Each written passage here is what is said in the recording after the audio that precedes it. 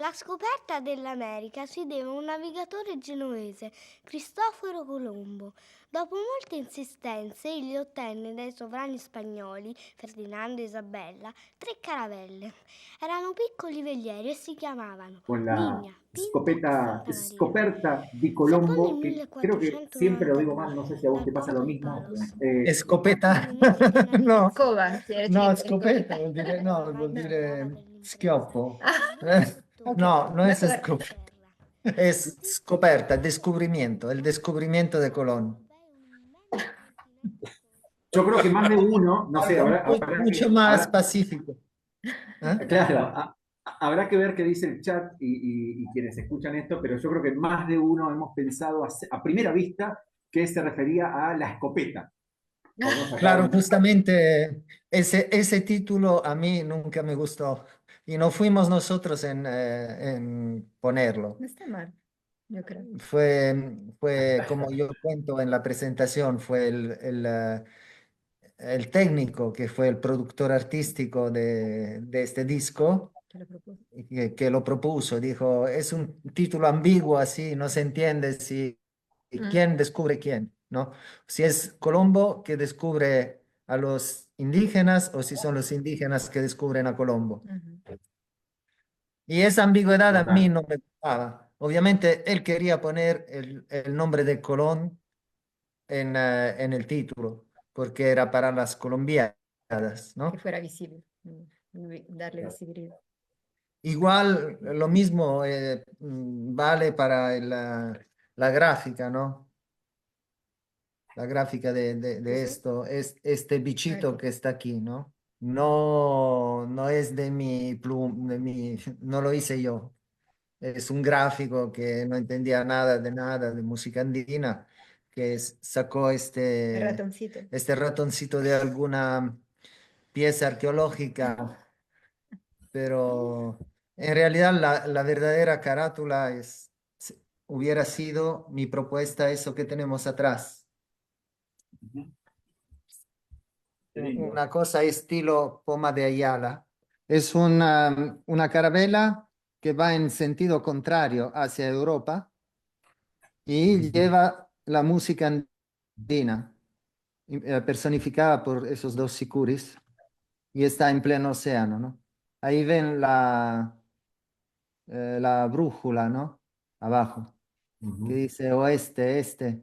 Esa era mi idea. Ok.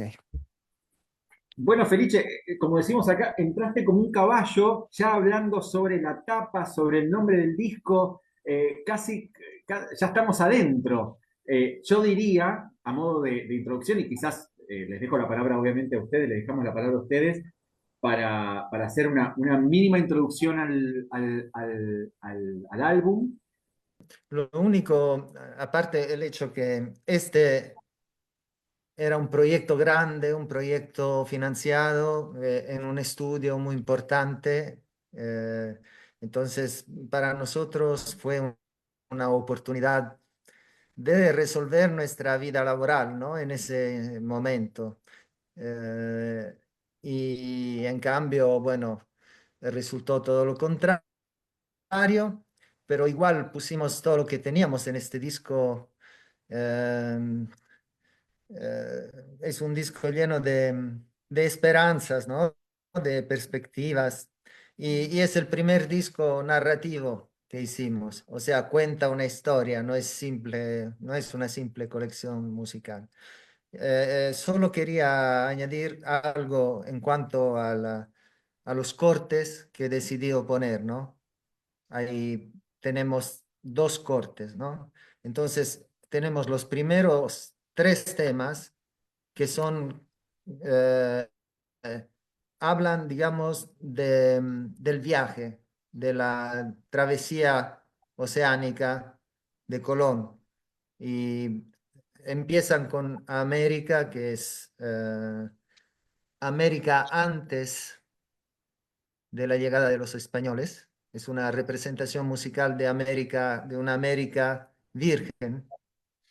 Y después tenemos la Hachacota, que es el océano. Y representado como lo llamaban los nativos en esos tiempos, como un gran lago, el Gran Lago. Y después tenemos la travesía, el cuento de la travesía, ¿no? De esas tres carabelas, sonorizado con el charango norte potosino. Y esa sería la primera parte. La segunda parte representa todos los acontecimientos de la conquista, de la propia conquista, ¿no? Los acontecimientos históricos contados en música. Y la tercera es un poco la moraleja, el epílogo y la visión actual de lo que fue, ¿no? De toda esta historia. Esa sería la división. Entonces, una ola que llega, una ola que explota y una ola que se retira. Esa es la idea.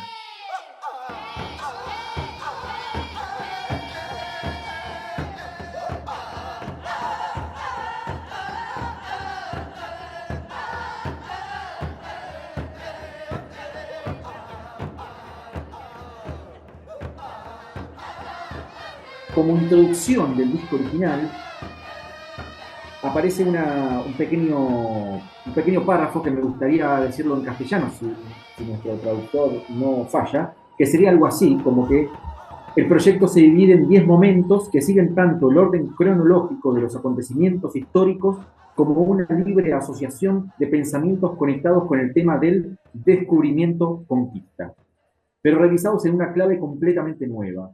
De hecho, no se trata de contar por enésima vez la historia que todo el mundo ya conoce, la que encontramos en todos los libros de historia. Se trata de vivir una nueva experiencia como protagonistas y no como espectadores, penetrando individualmente en el corazón mismo de América mientras escuchamos a través del arte de los únicos verdaderos americanos, los indios. Claro. Ahí tenemos un poco de ideología también de esos Bastante. tiempos. Pero sí, la idea era justamente que es la idea de siempre en realidad. O sea, es la primera vez que la implementamos, pero es lo que hicimos constantemente. O sea, hablar de temas a través de los lenguajes nativos, ¿no? De cualquier tema. En este caso, por ejemplo, hemos cambiado la escenografía. No sé si lo ven. ¿Ah? Sí, sí, sí. Ahí, por ejemplo, para contar lo que pasa en esos barcos durante la travesía, escogimos de utilizar el zapateado del charango norte potosino. ¿Por qué? Porque el charango es uno de los primeros instrumentos que llegaron a América siendo portátil.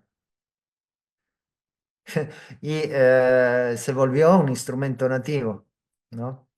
No era un charango, probablemente. Algo parecido. Sí, bueno, lo que fuera, ¿no? Una Una charanga, guitarrilla. una guitarrilla, lo que es. Pero era un instrumento marinero, o sea, de la gente que para pasar el tiempo en el barco durante la travesía tenía también sus instrumentos musicales. Y, y claro, el charango utiliza muchísimo el zapateo, que también es un elemento que coincide, ¿no? Ahora, por ejemplo, el flamenco utiliza muchísimo el zapateo, tal como el hecho de pisar con los pies la tierra es la base de toda la música nativa americana. Así que este zapateo nos permite representar el puente del barco, ¿no? O sea, esas planchas de madera donde estaban, ¿no? Los marineros. Y así se hace una suerte de sincretismo, ¿no? Estético, artístico y expresivo que funciona muy, muy bien, creo yo. También el hachacota, claramente la música andina no tiene referencia al mar, porque no, Lo conoces bene. sí, pero sí tiene la utilizada, ¿no? Entonces, qué mejor que un sicuri calmado que represente las olas, ¿no? Y estas olas representadas también por la tercera parte de la pieza, cuando son solo dos notas, ¿no? Tu, ra, ra. Esas son las olas del océano, ¿no? Y esas olas en un momento llegan a la orilla de América y ahí es donde se quiebran, ¿no? Se explotan. Y explotan con ese guayno final de Sicuris. O sea, es todo un lenguaje, digamos, simbólico que utiliza la música andina como colores de una paleta para contar historias. Eso me parece sumamente interesante, ¿no? Después, otra cosa que me gustaría contar, porque lo recuerdo muy bien, pero también Claude podría ayudarme, es la parte amazónica, cómo fue realizada, ¿no? Porque prácticamente fue toda una invención. O sea, el canto a tres voces, ese era real, fue sacado de un documento real. Los sonidos de fondo también son reales porque fueron proporcionados por un italiano que había vivido mucho tiempo con los amazónicos y había grabado el sonido de la selva mientras ellos hacían un baño en el río, no sé qué. Y entonces eh, pudimos utilizar esta grabación, pero la parte de los arcos musicales fue totalmente inventada. O sea, fuimos al parque, cortamos algunas ramas de árboles, le pusimos cuerdas. Rafael era el promotor de todo esto, ¿no? ¿Te acuerdas, Claudio? Ahora que lo cuentas, sí, pero Y después se inventó algo con estos arcos musicales que se ponían en la boca, ¿no? Como si fueran scacciapensieri, no sé cómo se llama sí, sí, sí, sí. en castellano. Ujú. O también con el arco del violín. Eh, y así salió esa parte que es interesante, ¿no? Porque hay que decir también que a pesar de todo, ese disco todavía es bastante onírico. O sea, estamos también contando nuestra propia imaginación y visión, ¿no? de América y de la música andina un poquito todavía. Tratando de ser filológicos, pero sin lograrlo completamente. Ujú. Y cuando no nos faltaban pedazos, inventábamos tranquilamente. Porque el punto era contar esa historia como nosotros la hemos imaginado, ¿no? Entonces, esa es una herencia. Por ejemplo, representar a los marineros a Colón en sus galeones, en sus carabelas, como si fueran indios nortepotosinos, por ejemplo, es una heresia completa. Cualquier ideólogo andino, indigenista, tendría mucho que decir al respecto, creo.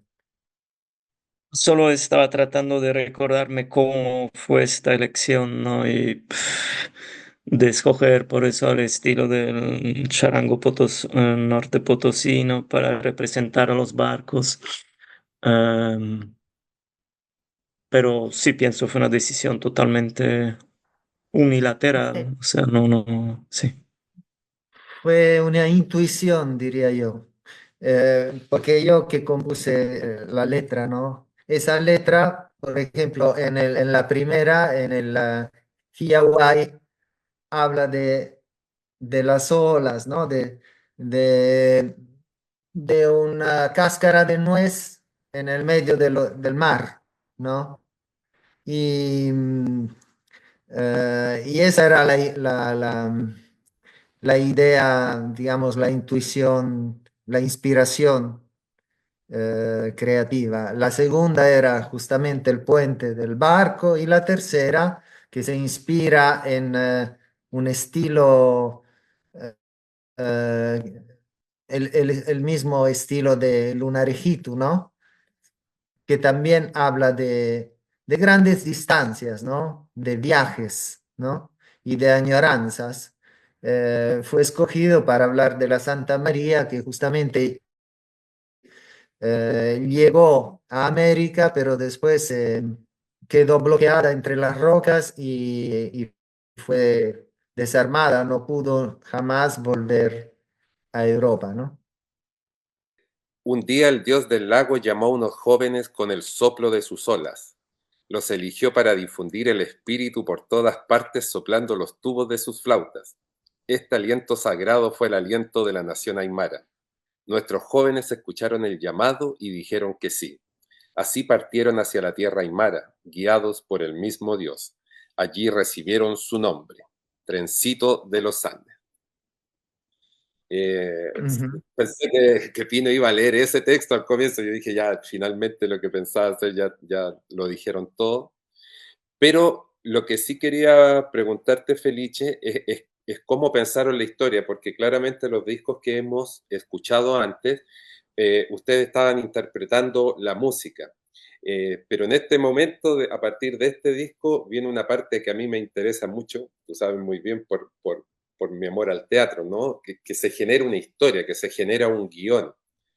Eh, Quería saber qué es lo que pasó entre ustedes, por qué dan ese cambio a querer contar historias, que eso se mantuvo por el resto de la discografía, ¿no? Hasta lo último de Il Laboratorio. Ahí también cada cosa tiene su lugar y tiene su historia que se quiere contar, por qué preguntas, por qué respuestas, etcétera, etcétera, ¿no? ¿Verdad? Entonces, eso, o sea, justamente se ha hablado ahora de esta historia, pero me gustaría saber cuál fue el clic, qué fue Ujú. lo que los hizo pensar como grupo que había que empezar a contar una historia. Y ahí después tengo otra pregunta para hacerte con respecto a lo mismo, pero vamos de a una. Si no me acuerdo mal, fue por obligación, porque esos señores que financiaron la operación no querían un disco de música exquisitamente tradicional. O sea, algo nuestro había que aparecer, porque era demasiado raro, ¿no? Que unos italianos no sé, se metieran a tocar música tradicional de otro país así nomás. Entonces fue una necesidad, ¿no? Yo, ¿Recuerdo bien? bueno, era el tiempo de las colombiadas, ¿no? También Y era necesario darle contar esa historia en música andina. No fue, o sea, no fue en realidad una decisión nuestra, fue un algo que el destino nos puso, ¿no? Y nosotros descubrimos, hicimos un descubrimiento increíble en ese momento. O sea que, eh, o sea, hacer un disco de puros temas era un cantar y hacer una obra que contara una historia era totalmente otra cosa y mucho que nos representaba mucho más. no, tampoco hubiéramos atrevido, ¿no? A hacer Claro, también. un paso como eso, porque no, porque todavía se pensaba que había que aprender todo, mucho, y la devoción hacia la música tradicional era absoluta y nosotros todavía no nos considerábamos a nivel de poder, o sea, inventar algo. Y sí, ni siquiera no era una opción. Sí, O sea, claro. nosotros Mm. en la ideología que manejábamos entonces, eso de utilizar la música andina para Sí, nuestros fines, eso era no era una opción. prohibido. Pero así, o sea, si el fin era rescatarla, ¿no? Valorarla frente a la conquista, había como un cortocircuito ideológico, ¿no? Porque las dos cosas funcionaban igualmente bien. Entonces, finalmente lo hicimos, ¿no? Y haciendo esto descubrimos un montón de cosas, porque eh, nuestra propia historia como artistas, y también Claude puede corroborar lo que voy a decir, es una historia de descubrimiento, de un descubrimiento sin fin de esta música, de este mundo. Y este descubrimiento hay que contarlo. No hay otra forma de transmitirlo, ¿no? No se trata de simplemente hacer ver que tú sabes tocar el instrumento como el indígena, que además no es así. Pero se trata más bien de contar la experiencia que fue para ti alcanzar llegar hasta ese lugar, conseguirte ese instrumento y todo lo que significó llegar a tocar esta música, ¿no? De esta manera. Entonces, es como si la historia, el cuento, fuera implícito en nuestra música, en realidad, ya desde un comienzo. Y en este momento, con este disco, nos dimos cuenta de esto. Y es por eso que hemos seguido haciendo lo mismo prácticamente después. Por ejemplo, escuchando a Chacota, veo que ahí embrionalmente está ya la inspiración de C'era una volta il Sicu, de la génesis de C'era una volta il Sicu. Es lo mismo que solamente fue desarrollado, ¿no? Un poco más.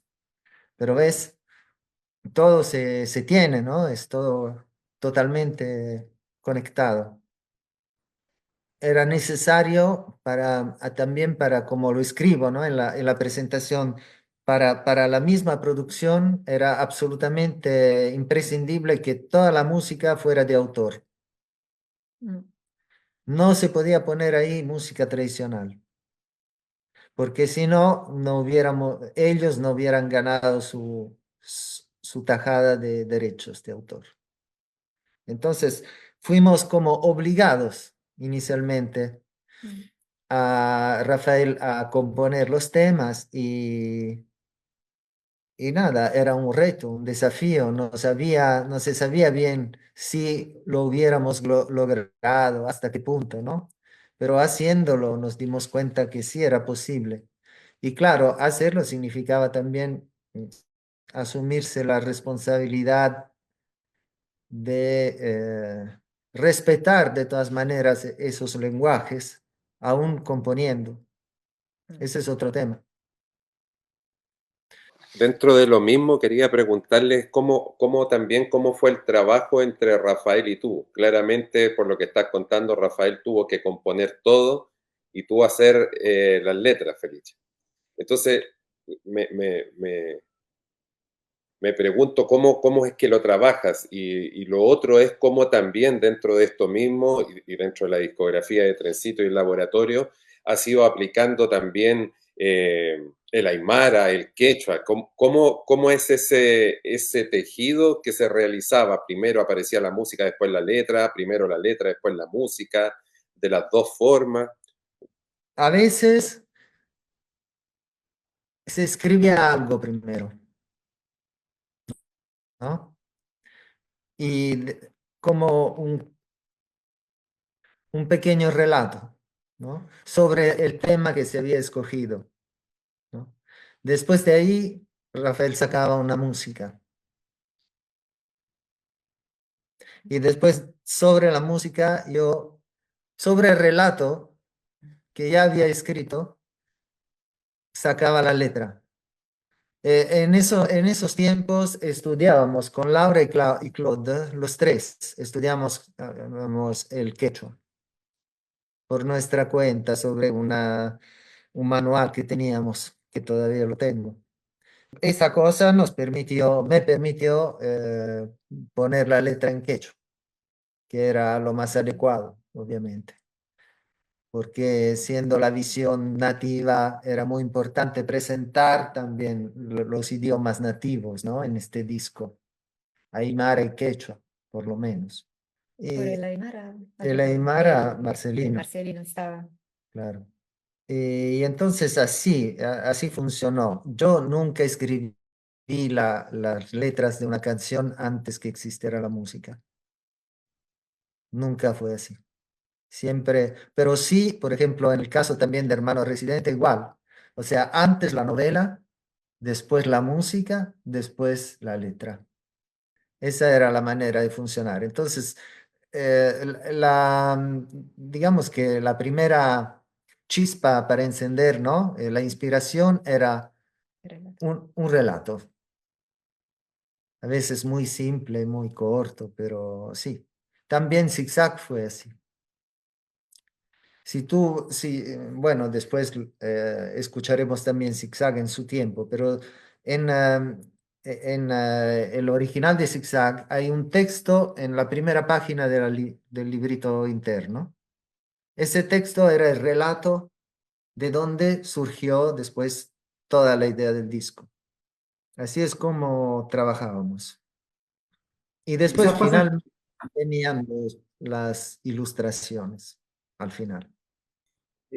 No, tenía así como solamente unos a modo de comentario, ¿no? Que esto que vos decías en relación y que lo comentó también Cristian en relación a la narrativa, si bien yo creo que desde el inicio de Trencito Los Andes, cuando vos ves el primer disco, cuando ves el segundo, cuando ves o sea, hay una especie de narrativa, quizás quizás tácita, quizás no dicha, en este es evidente ya la narrativa, el cuento, como vos dijiste, la historia, la, la, la, la lo cronológico. Y algo que a mí me llamó la atención, debo decir que yo no tenía el disco original cuando lo vi, muchas veces pasa que necesitas de tener el booklet, el librito, el librillo para entender. Y acá es evidente, digamos, probablemente si uno no tuviese el librito en la mano, más de la mitad de lo que uno está escuchando se le desaparece por los oídos porque si bien uno puede entender por los oídos, pero hay mucha información textual y visual. Y Exacto. otra que me llamó la atención es que, a diferencia de los dos discos anteriores, digamos, a diferencia de la discografía anterior, es un disco enteramente en italiano. Exacto. Enteramente en italiano. Y que me cierra esto con lo que vos decís en relación a la producción, que había un productor y una Claro, búsqueda era de para un los productor. italianos, era para los italianos,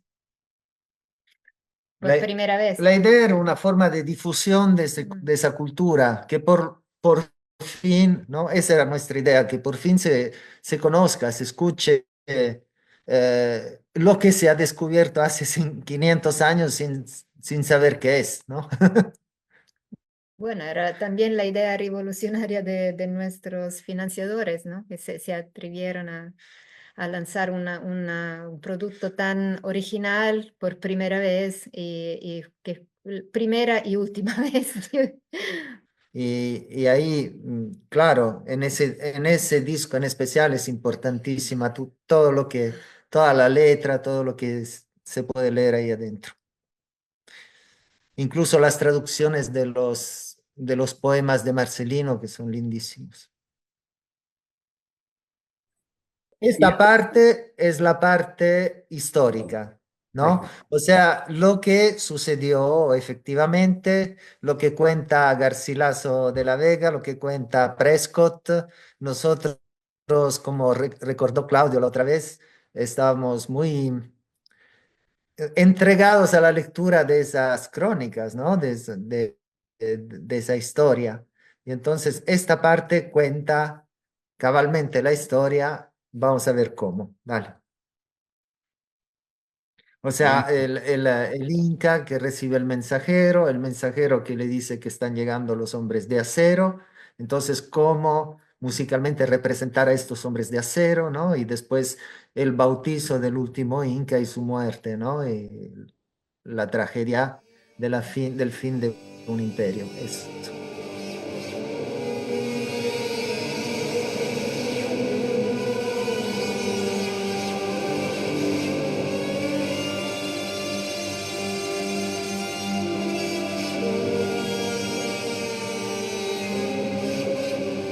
Bueno, en principio, aprovechando que creo que es la primera vez, si mal no recuerdo, que se escucha el arpa en el ojo del cóndor, si la participación de Claude había sido también antes, porque a veces en versiones, en ediciones pasadas de estos encuentros, nos preguntamos quién tocaba qué, en qué parte aparecía, como quién, bueno, ustedes han sabido tocar muchos instrumentos. El Claude era parte fundamental del conjunto, o sea, era un pilar y él se encargaba de todas las arpas. Bien. Y en esta parte en especial tiene un rol de protagonista, porque también los violines se encargaba Claude. El violín de Juan de Atahualpa es de él, de Juan de Atahualpa la parte ecuatoriana. Después el otro violín lo tocó Laura en la parte puquiana. Pero hay que decirlo, ¿no? Hay que decirlo fuerte y claro que, o sea, toda esta parte de las arpas es a cargo de él y es también un estudio, una investigación que él personalmente hizo para poder llegar a tocar de esta manera, ¿no? Por ejemplo, las arpas del orquestín cusqueño hacen cosas que fueron, corrígeme, Claude, si me equivoco, que fueron captadas y después replicadas en un tema que no es tradicional, pero fueron captadas estudiando las arpas del Apumalmaya, del Corichaina y Chacapupe. Entonces, igual mismo discurso, el violín de la primera parte, primer movimiento de Juan de Atahualpa, que es una réplica, digamos, sobre un tema original de un violín, de un disco de Ñanda Mañachi, maravilloso, con dobles cuerdas, que fue sacado, estudiado y eso permitió lograr este resultado que escuchamos. Bueno, es exactamente como lo dijiste, ¿no? La cuestión era captar el estilo y después en esos temas, digamos, se usaba lo que uno había aprendido, lo que uno había entendido y se ponía en práctica, ¿no? Era con el arpa y con el violín, claro, la misma operación. Preguntar aquí, porque también están consultando ahí desde el Facebook, dos consultas. Una, si, qué tipo de bandurria se utilizaron, eso lo pregunta Mariana Soledad, si usaron la bandurria en do menor, si era de las pequeñas bandurrias. Y también pregunta Florencia Divico de qué forma grabaron las tropas de Siku, y hay diferencia con los trabajos anteriores y posteriores en ese sentido. En cuanto a las bandurrias, si bien, si mal no recuerdo, fue una bandurria pequeña, la que tocaba el punteado, y acompañada por una bandurria mediana o grande, inclusive. Esa parte, hablando del aspecto más narrativo, es como una película rodada con un dron. O sea, tú ves que vamos a una escena y ahí llega el chasqui desde Tumbes, entonces con un ritmo de música del norte del Perú, ¿no? Llega corriendo con ese ritmo y entrega el mensaje al Inca que contesta con un ritmo de bandurria, ¿no? Bueno, en ese caso las localidades nos ayudaron a escoger los lenguajes con los cuales sonorizar ese diálogo, ¿no? Entonces, la letra de estas dos partes son simplemente el diálogo entre el mensajero y el Inca, tal como está reportado en las crónicas. Después abandonamos la corte del Inca y con el dron nos vamos a ver quiénes son estos hombres de aceros de los cuales se habla en el mensaje, ¿no? Y ahí vemos cómo el problema era cómo representar estos hombres de acero con la música andina, ¿no? Y ahí justamente la idea fue, em, partió de la idea de una marcha militar, ¿no? Entonces se realizó una marcha militar, digamos, bufa, ¿no? O sea, irónica, tipo las marchas de los, del Cáster cuando mataba a los indios, ¿no? Eh, pero realizada con los recursos que habían ahí, porque todavía no teníamos muchos contactos con otros músicos. Entonces ahí se consiguió un saxofón, un tocador de saxofón y los otros dos instrumentos de viento, que es una octavina y un clarinete. Los tocaron los mismos fónicos del estudio.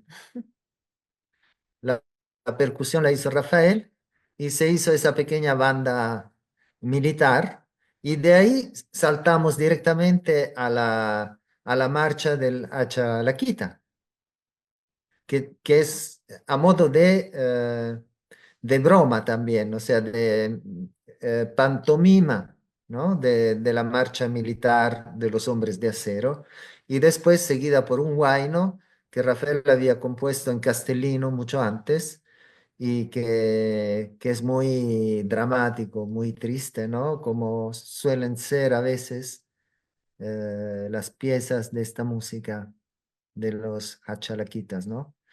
Y representando, digamos, todo lo que la presencia de estos hombres de acero conllevó después en territorio americano, ¿no? Después otra vez el dron se mueve y vuelve al Cusco y ahí aparece entre neblinas, entre vientos, ¿no? Aparece la ciudad imperial y esa canción habla simplemente de amor, no tiene nada que ver con la conquista, ¿no? Con la historia de la conquista, es simplemente una postal del Cusco antes de que llegaran los españoles.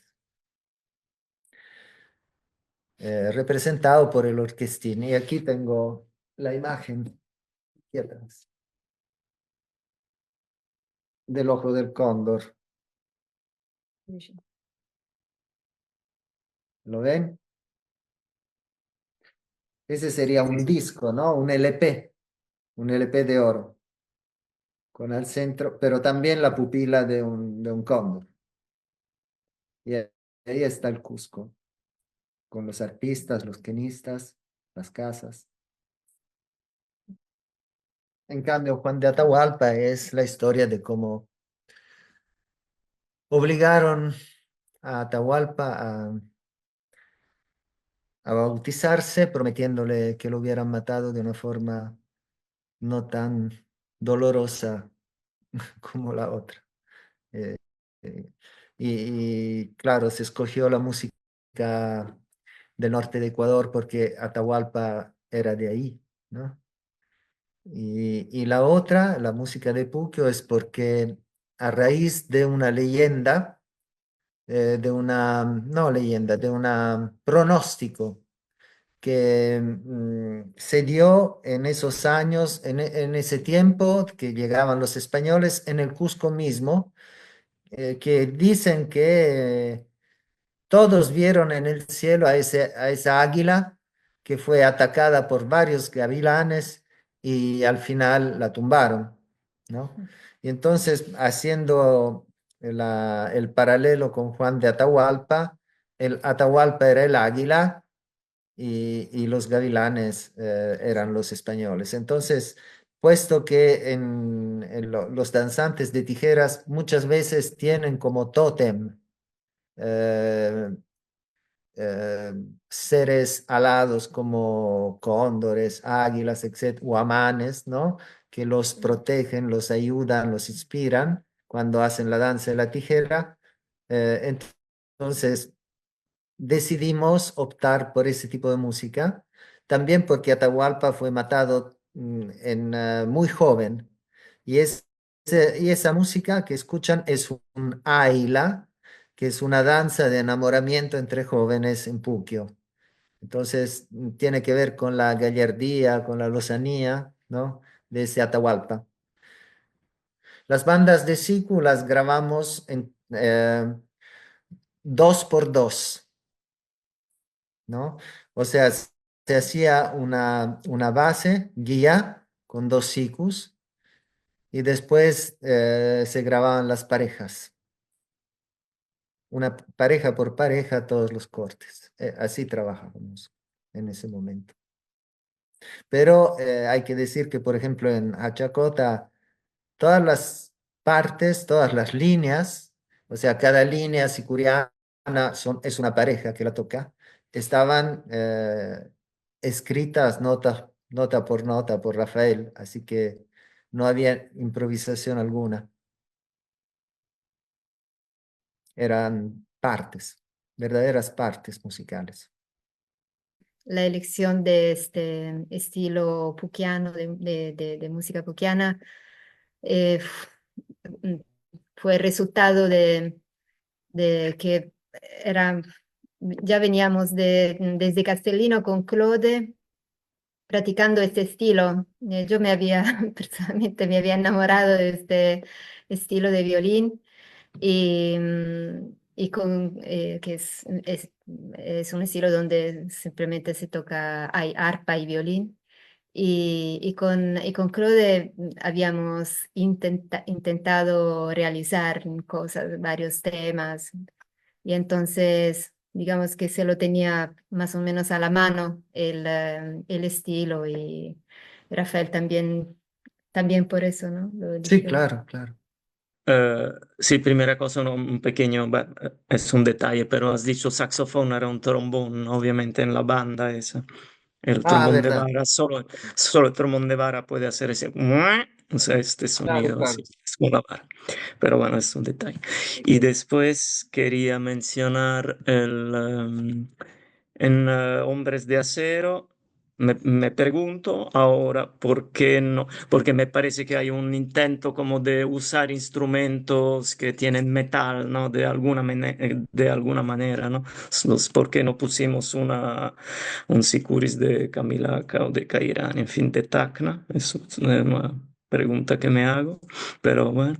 Y la tercera cosa es que no hemos mencionado, es la introducción de Hombres de Acero. ¿Te recuerdas que la hizo aquel amigo de Rafael Landino, no sé, algo así, ¿cómo se Leno, llamaba? Y que Leno, toca, Leno, sí, y tocaba esa rondín, esa armónica. armónica eléctrica. Y bueno, que hace su Armónica efecto ahí también Pico. metálico, ¿no? Sí, Sí, verdad, tremendamente metálico, es terrible. Atmósfera que crea, mamá mía, da miedo. verdad, verdad, todo. Era su onda. Justamente Rafael lo eligió muy bien, el personaje, el intérprete. Para dar ese toque un poco inquietante, ¿no? Porque Rafael tocaba también rondín, pero lo llamó a Leno justamente porque tenía esta onda especial, media dark. Quería preguntarles un poco por el trabajo que hicieron en aquel estudio. Quería preguntarles porque claramente no es un formato que a ustedes le acomodaba ni nada, por supuesto, eh, por lo que me recuerdo que me contaste en algún momento, Felice, le obligaron a cortar parte, necesitaban que no fuese de tal duración, sino de que menos. De alguna forma se hace un disco bastante comercial, pero quería saber cuáles fueron los pros, los contras que ustedes tuvieron, porque claramente era un mega estudio, eran reconocidos ustedes también por todo esto que hacían con Morricone, hay un Claro. reconocimiento, llegan a un lugar por un reconocimiento que se le hace, pero eso también chocaba un poco con la forma que ustedes han tenido de trabajar toda la vida. Entonces quería saber un poco qué era lo que pensaban ustedes, sentían como jóvenes que llegan a este templo, a este magno estudio, marcando una diferencia con lo que tú has contado en las otras audiciones, cómo grababan el resto de las cosas, con cosas muy pequeñas, con un micrófono, con nada, a esto otro grande, eh, anécdotas que hayan pasado o emociones o sentimientos, y ahí claramente Claude, Laura y tú van a tener visiones distintas de lo que fue entrar a este lugar. Me gustaría saberlo, cómo lo vivían estos jóvenes que se les abren estas puertas, pero bueno, eso, cuáles fueron sus emociones, sensaciones. La verdad, todavía estábamos aprendiendo a trabajar en estudio y esa parte, esa experiencia fue un aprendizaje brutal para nosotros.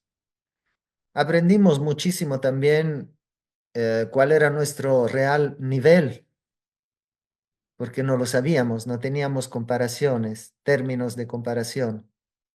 Después de haber trabajado en ese mega estudio, supimos que a lo mejor lo podíamos hacer nosotros en nuestra propia casa, en realidad.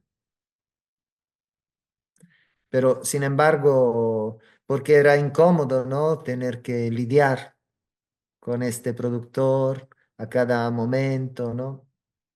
No tener nunca el tiempo necesario para alcanzar lo que buscábamos. Pero como escribí en la presentación, su aporte fue también positivo. Seguramente no hubiera salido un disco tan equilibrado sin su aporte, sin un aporte externo. Nosotros hubiéramos hecho las cosas más tradicionales, ¿no? Y en cambio, no, a él le dio ese corte comercial, pero también más de película, de narración, más que de colección de temas tradicionales. Me recuerdo situaciones también bastante jodidas, ¿no? ¿Te acuerdas, por ejemplo, del canto? Yo sí puedo contar mi versión. Yo era embarazada de mi hija Beatrice, que hubiera nacido creo un mes después, estaba al octavo mes, así que ya deshecha.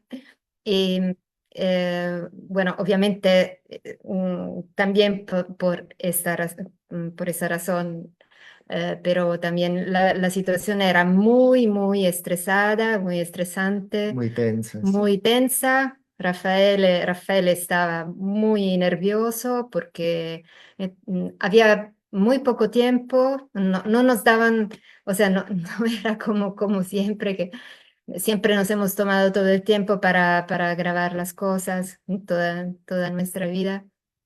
Y para rehacer, volver a hacer, borrar y volver a hacer las cosas hasta que nos salían bien. En cambio acá, en un momento, bueno, ya está. Y no habían salido para nada, bueno, como hubiéramos querido.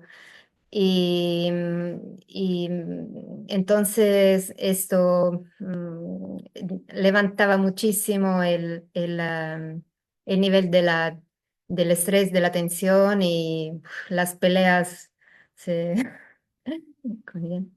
no, bueno, Se consumían. se han consumido muchísimas. Bueno, sí. Sí, porque muchas veces nuestra forma de trabajar, digamos, en casa, en nuestro propio estudio, es darnos el tiempo de intentar hacer cosas, Sí, probar, ¿no? y buscar formas Buscar, ¿no? hasta que no sale. Hasta entrar, ¿no? En la pieza, en la música, en esa voz que hay que grabar, por Sí. ejemplo.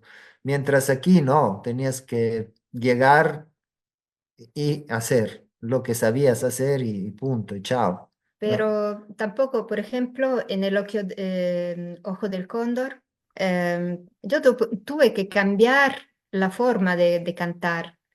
Ese lo tienen presente el tema, ¿no? Ese canto muy agudo. Tuve que cuadrarlo No sé, porque decían, los técnicos decían que se escuchaban demasiado los agudos y que no sé qué. Entonces tuve que hacer cambios de Interpretación. interpretación, o sea, que ya no era, o sea, sacándole su, mm, Timbre original. sí, timbre original al canto, o sea, no lo hubiera hecho así. Lo tuve que cuadrar muchísimo, largar notas, cortar otras y sacar ligados que habían y bueno, pero así. Mm, Pero bueno, salió esto. El primer punto de cómo nos sentimos cuando llegamos al estudio, bueno, ya teníamos la experiencia, ¿no? Ya se había grabado, no me acuerdo cuántas veces con Morricone, pero Rafael y Felice, claro, tienen la experiencia de grabar. Yo estaba en la sala donde se grababa, tratando de ver la afinación, todo esto, ¿no? Así que, digamos, no era un terreno totalmente nuevo para nosotros. Al final creo que no nos sentíamos tan desplazados o, como decir, fuera de lugar, ¿no? Y el segundo punto, me acuerdo, Felice, corrígeme, no me acuerdo si fue en esa ocasión, pero creo de un poco la falta, digamos, de comprensión que había un poco entre nosotros y el productor. Me acuerdo que estábamos haciendo nuestra mezcla, era durante la mezcla, ¿no? Y todo bien, cada instrumento que subía un poco de volumen, que bajaba, que subía, bueno, una cosa bien en detalle como la hacía siempre Rafael. Y en un momento el productor dijo, basta, puso todos los volúmenes a cero y dijo, ahora comenzamos de cero y en 15 minutos ya está. Y lo Sí, terminamos. sí. Eso me acuerdo de esa escena, ¿no? Y ya fue bastante representativa de cómo era la situación con el productor. No fue fácil para No, nada. pero bueno, sobrevivimos, parece. De Juan de Atahualpa, que pregunta a Hai Wen si está inspirado en Sequía Tuzui. ¿Ah? ¿Cómo? Si está inspirado en En Sequía Tuzui, consulta, nada, entiendo que es música quieto. de Puquio, Ah, una celebración de Puquio. Es un ritmo de Ayla, seguramente. Yo no, es la primera vez que escucho este nombre, sequía Tuzui, pero lo entiendo, danza de la para la- sequía para el agua. Y claro, seguramente tiene que ver con la con pieza. ese estilo, sí. Sí.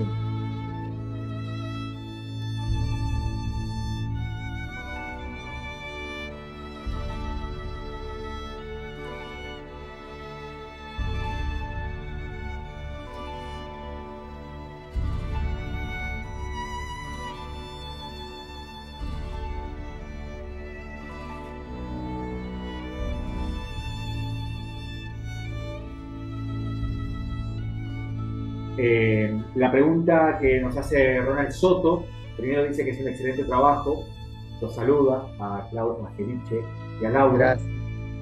Gracias. y, Gracias. Un saludo, Ronald.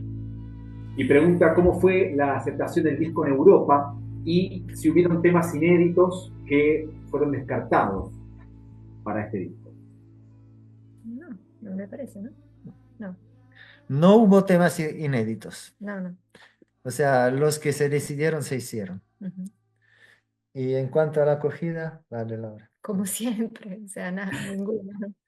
No. Hicimos un par de conciertos el año después, porque la misma eh, asociación de gente, digamos, organizó para las Columbiades, porque ya era el 1992, un par de conciertos, uno lo hicimos en Génova y otro en Roma, pero bueno, así, siempre la gente un poco asustada, un poco, o sea, no entendiendo qué estaba pasando con nosotros, ¿no?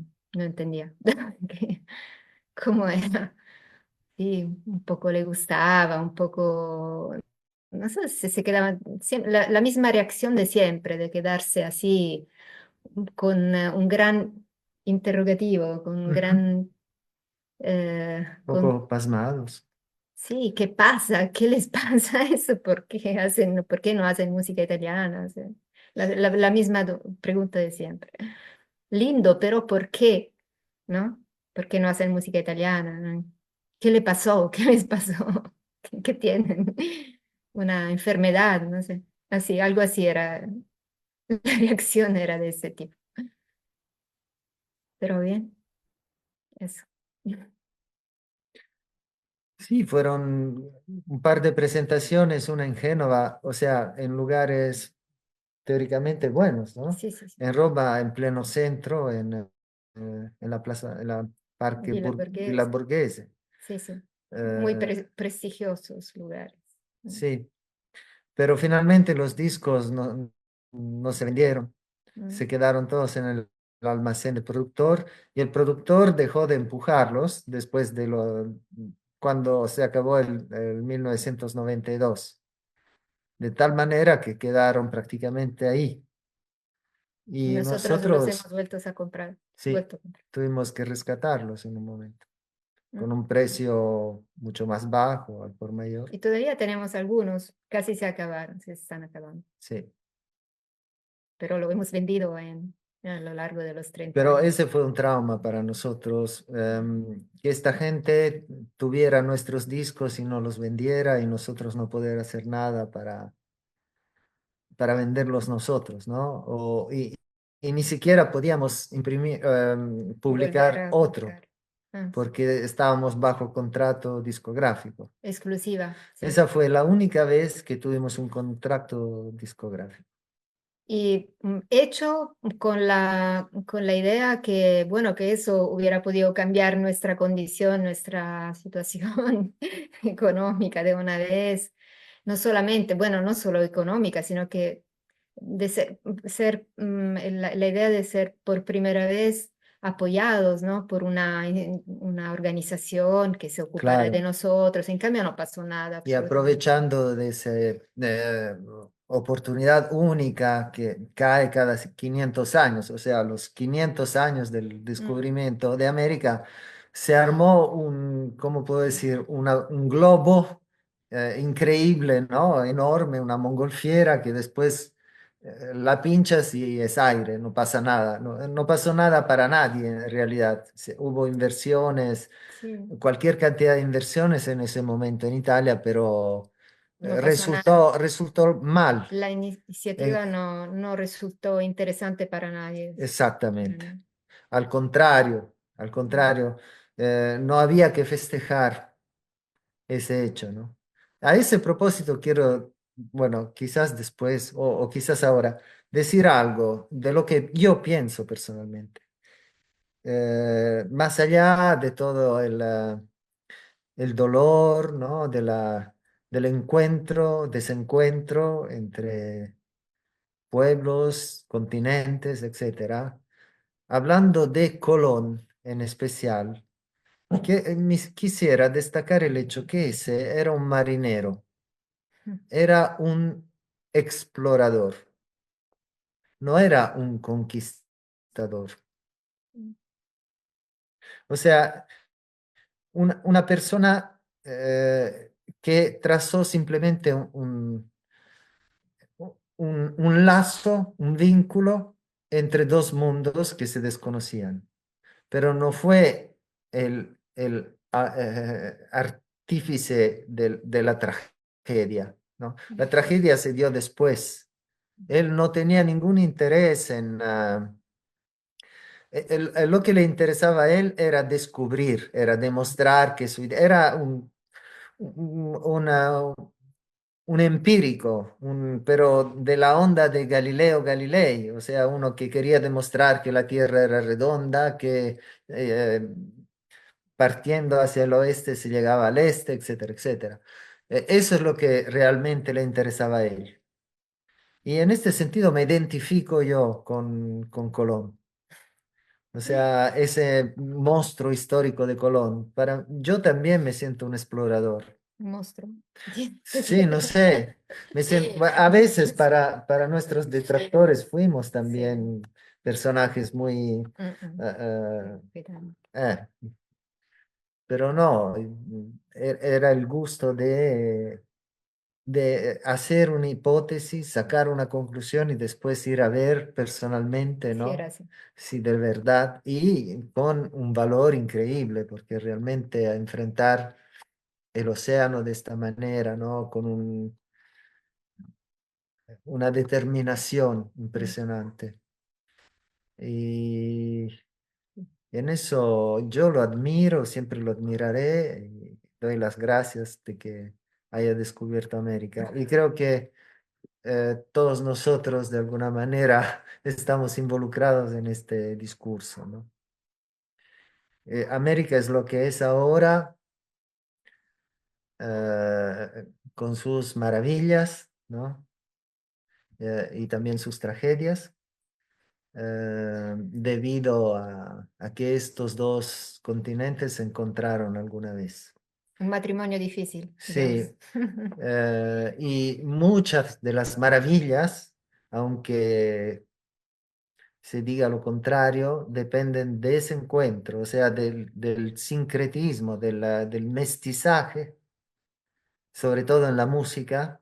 El mestizaje entre músicas fue un elemento de inspiración grandioso para la cultura nativa de América.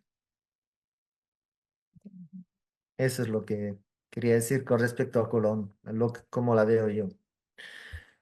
Y bueno, hablando de lo que hemos escuchado, aquí tengo un detalle de sangre americana, del dibujo original que fue vendido, así no lo tengo más. Ahí pueden ver la quepa, o sea, el caracol, los pétalos de cantu que representan la sangre de los pueblos nativos y algunos símbolos, arquetipos de las varias culturas de América precolombinas. Debajo de ese agua, ¿no? De ese torrente, de ese río que es la historia.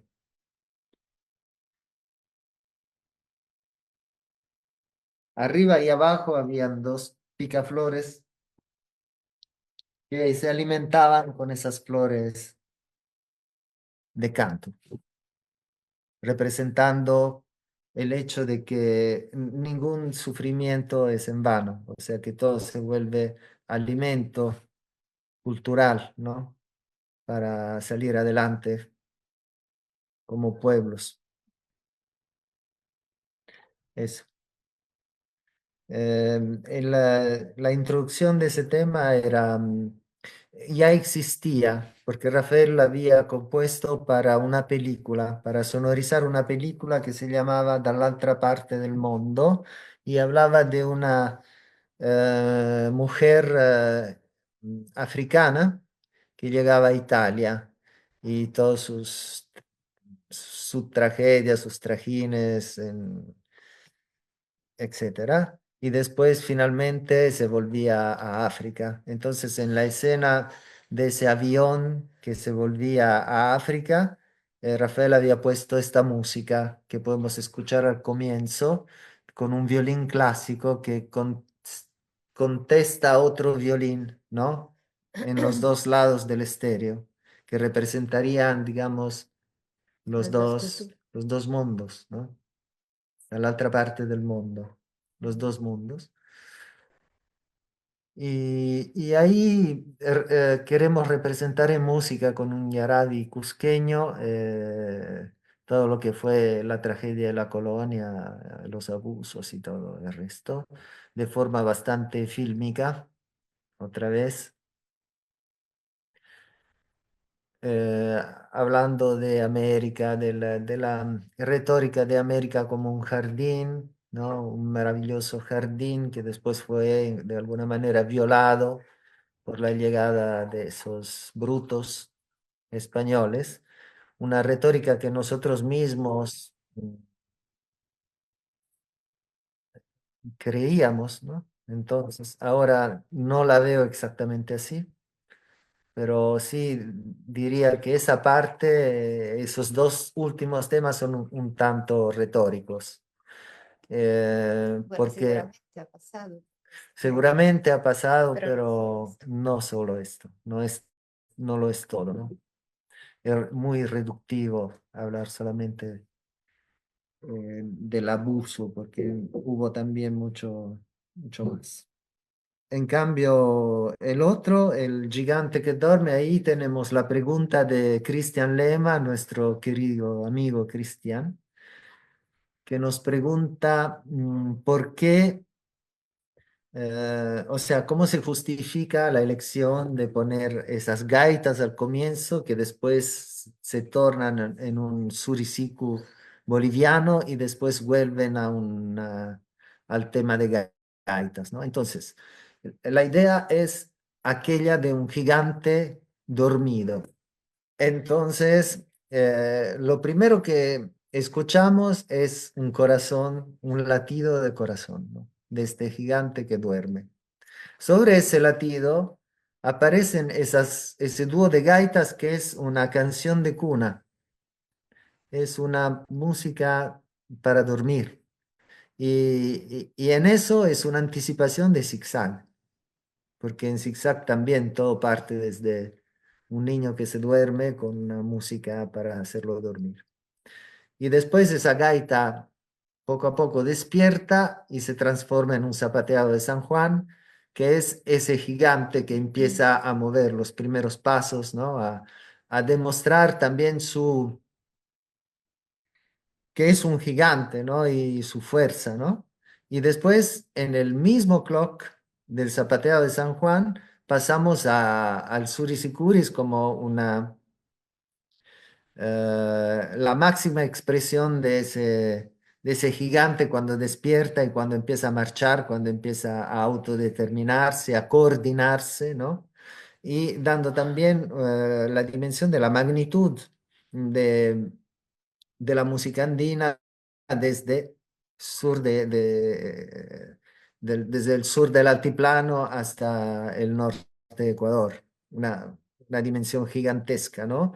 De un pueblo que si se pone a marchar todo con el mismo paso, es de verdad un gigante poderoso que nadie puede detener, ¿no?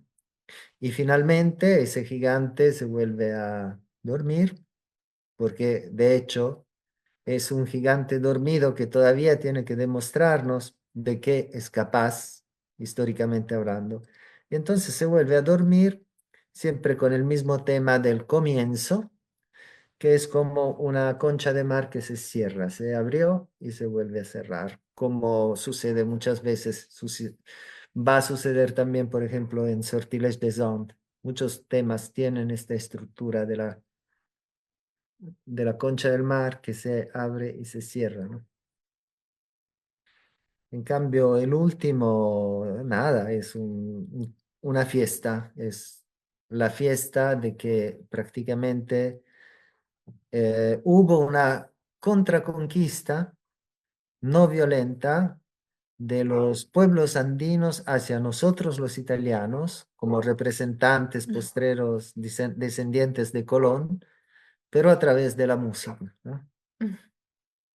Y ahí hay una primera estrofa que habla un poco de la metáfora del trencito, ¿no? Explica un poquito en música, en canto, el trencito con los hombres de acero, los yelmos de acero se vuelven rueditas de acero, ¿no?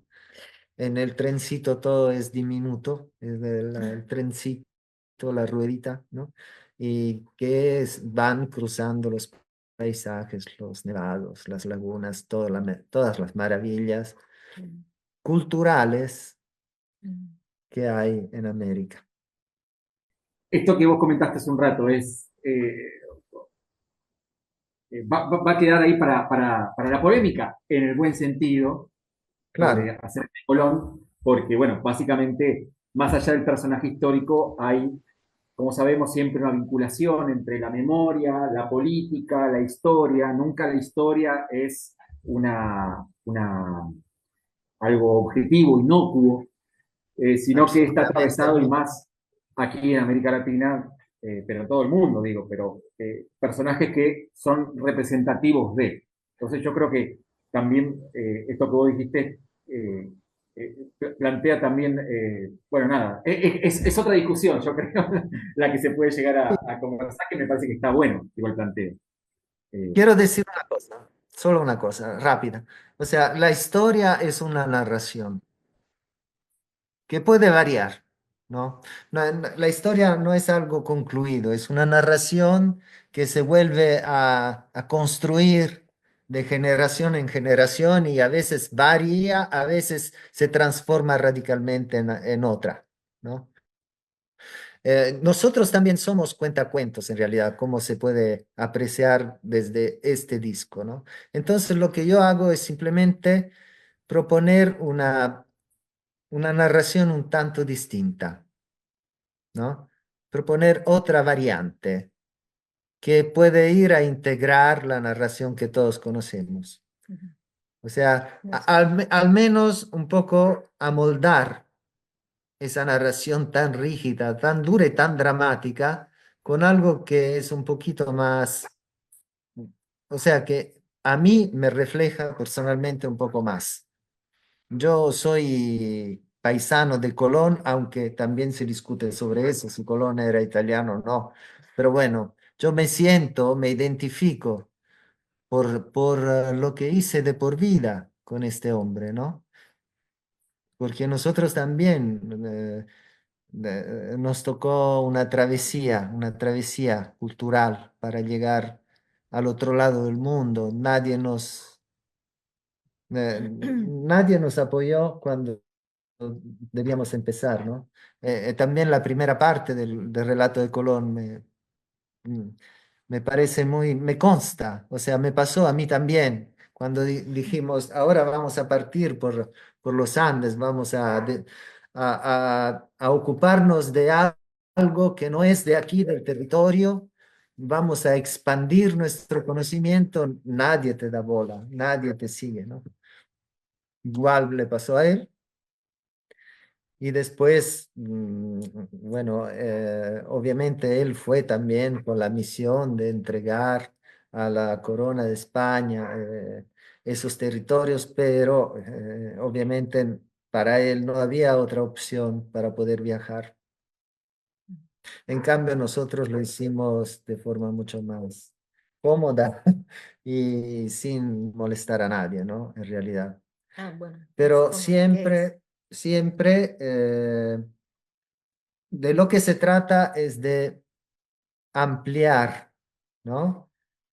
Que no es conquistar, es ampliar tu visión, conociendo la otredad, la diversidad, ¿no? Y cuanto más fuerte es esta diversidad, más se tiene la posibilidad de crecer, de aprender, ¿no?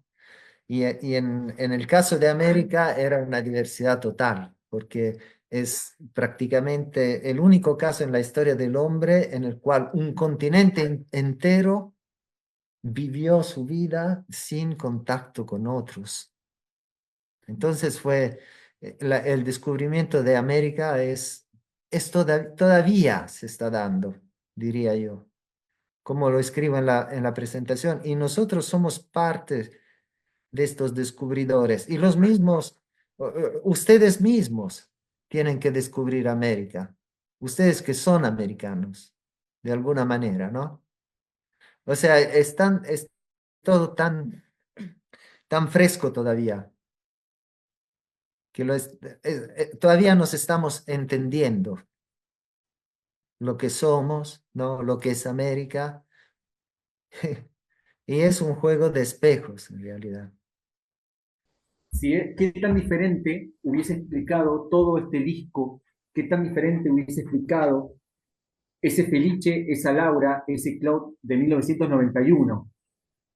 Si pensamos que hubiese sido muy diferente la explicación que hubiese dado del disco eh, aquel joven de hace 35 años, o creen que, bueno, eso, ¿qué tan diferente hubiese sido?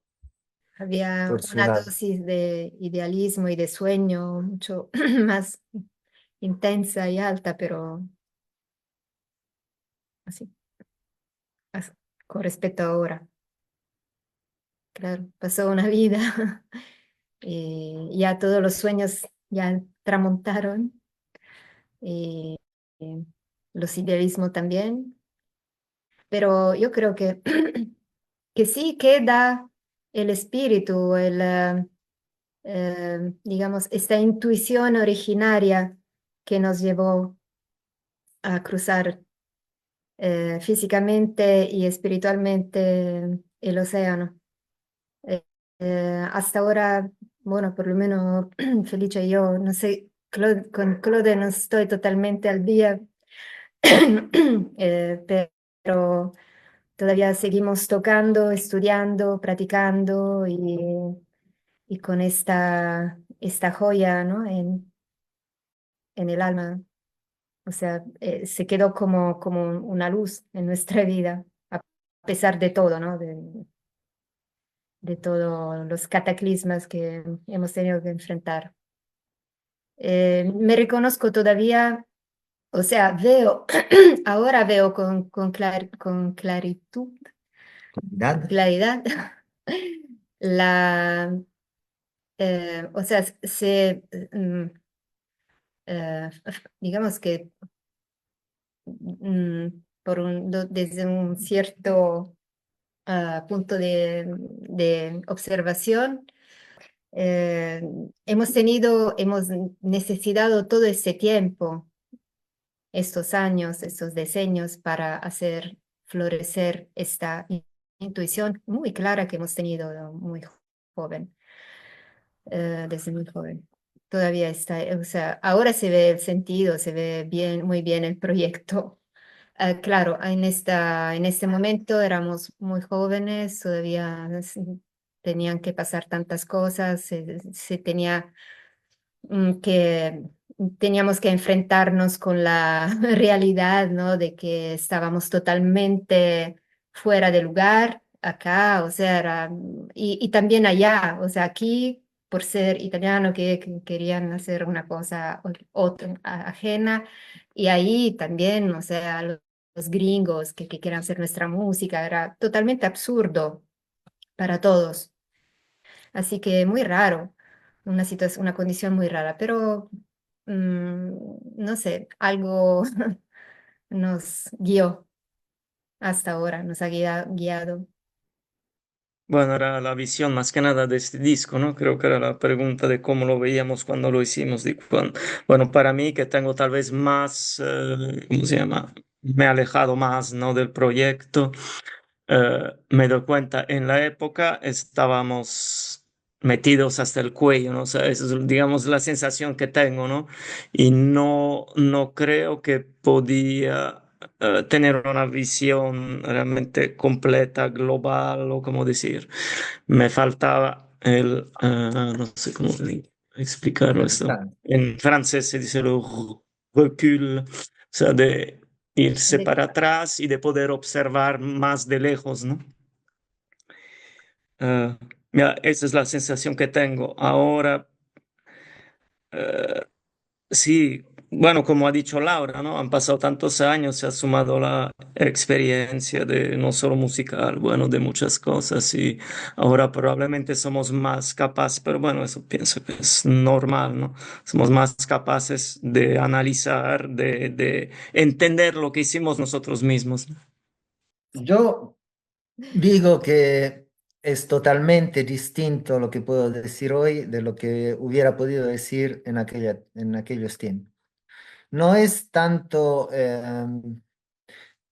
o sea, obviamente el argumento de discusión es el mismo, son los enfoques que cambian. O sea, lo que me llama la atención hoy día no es lo que me llamaba la atención en esa época. eh, no hubiera hablado, por ejemplo, en esa época de cómo hemos procedido para utilizar la música andina en pos de una narración. Eso no lo hubiera dicho. Hubiera hablado simplemente de la conquista, de lo injusto que es la situación en Latinoamérica. Quizás hubiera hablado un poco de lo hermoso que es la cultura andina, pero ahora, después de una vida, ¿no? Valorarlo ahora el disco, evaluarlo ahora, después de una vida que es totalmente entrelazada, entrecruzada con la, con la cultura andina, por lo cual yo me identifico totalmente, ¿no? Entonces, ese disco lo veo también desde el enfoque de todo lo que se hizo después. Yo hallo en él una cantidad de semillas impresionantes de las obras que nacieron mucho después, en los años. Entonces ya puedo, con esa visión a posteriori, puedo valorar las intuiciones que dieron fruto después, ¿no? Y claro, por eso digo, lo que podemos hablar ahora es increíble con respecto a lo que se podía hablar en esos tiempos. Como decía Claudio, y Laura también, eran simples intuiciones. Ahora son hechos históricos, ¿no? Vividos. Ahora también tenemos la distancia cronológica. O sea, sabemos que ese disco es dentro de su sector, es una joya de todas maneras que queda. No es un disco entre muchos, ¿no? Y sigue teniendo una originalidad total con respecto a todo lo que se hizo en nuestro propio sector, ¿no? También la manera de trabajar los sonidos, ¿no? Así sea en la interpretación musical como también en la grabación, el toque de Rafael, etcétera, que ya no está. O sea, yo veo una cantidad de cosas preciadísimas irrepetibles que ahí están. Y por eso también tengo, con respecto, como todos los viejos, tengo una emotividad eh, muy fuerte cuando escucho, ¿no? Y no hago esta práctica, o sea, yo en mi cotidianidad ya no escucho nuestra música porque me duele demasiado. Prefiero ocuparme de documentos nativos, documentos en YouTube, estudiar la música andina, pero no me dedico a escuchar nuestros discos porque me duele, ¿no? Estoy demasiado involucrado, ¿no? Estoy demasiado, no puedo estar adentro y afuera. O sea, sería como tener un contacto directo con el más allá, ¿no? O sea, se puede hacer en una sesión espirítica, no sé, pero no se puede hacer toda la vida. Es demasiado. No lo aguanto, no lo soporto. Así que esa práctica de hacer estas escuchas, me gustaría dejar en claro que para mí, personalmente, es una práctica muy muy emotiva y entonces difícil, ¿no? De soportar, pero veo el sentido, el significado profundo de todo esto y lo hago porque por eh, honor a lo que se ha hecho, ¿no? Y a los que también no están, digamos, y también a los que están, como Claude, por ejemplo. porque fuimos, de verdad, son hazañas las que se hicieron. Y espero que sirvan, ¿no? Que sirvan a los que no las hicieron para inspirarse también y seguir de alguna manera esas pautas que hemos dado.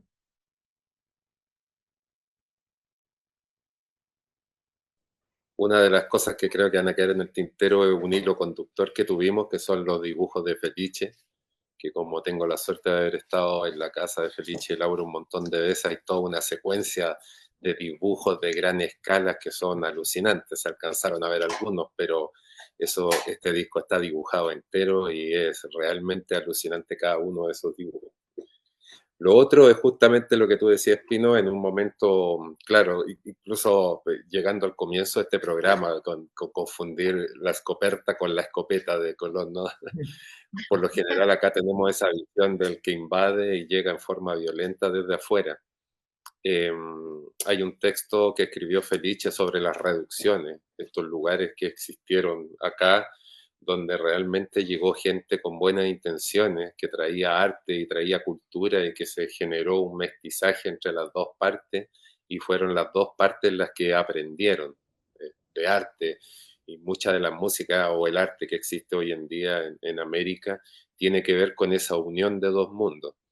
Eh, entonces logro entender de alguna forma, después de todo este tiempo de escucha de los muchachos y tener la oportunidad de haber estudiado con ellos y también ver todo el trabajo que han hecho desde el año pasado, bueno, desde muchos años, pero lo que se logró hacer el año pasado y este año con los seminarios que se hicieron en Ecuador, en Perú y acá en Chile, donde, donde hay un estudio y hay un trabajo profundo que, claro, pueden haber un montón de retractores que te pueden decir el mismo discurso de siempre, como un italiano puede tocar nuestra música, y hay simplemente una posición política que uno toma con respecto a otras cosas. Pero al estar adentro, al involucrarse, al poder entender la forma de trabajo, el amor con que lo hacen la música, y que un montón de personas de este lugar nos hallamos, de estas latitudes, nos acerquemos justamente a ellos, a Laura, a Felice, a Rafa también, de querer entender algo que nosotros tenemos en nuestras propias narices y no los vemos.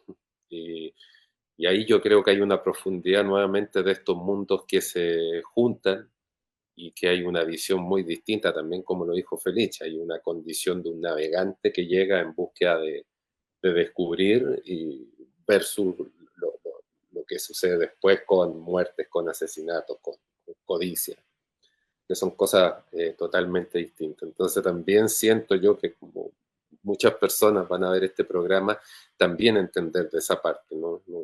De repente hay ciertas opiniones que uno tiene porque hemos leído, escuchado una parte de la historia, pero esta historia también tiene otra parte que yo la fui entendiendo en el camino, mientras estudiaba, mientras buscaba, y justamente se va ampliando este universo de la visión que yo mismo tenía desde hace unos años atrás, después de haber llevado todos estos años estudiando con Rafa, con Felice, con Laura también.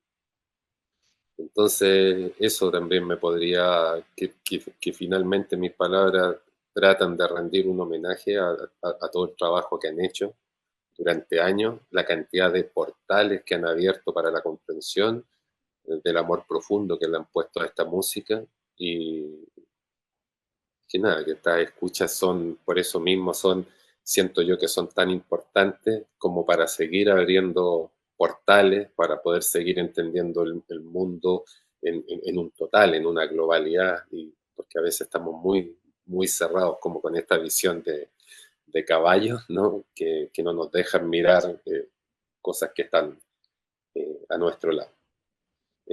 Bueno, eso, de verdad siento que quedan muchas cosas en el tintero.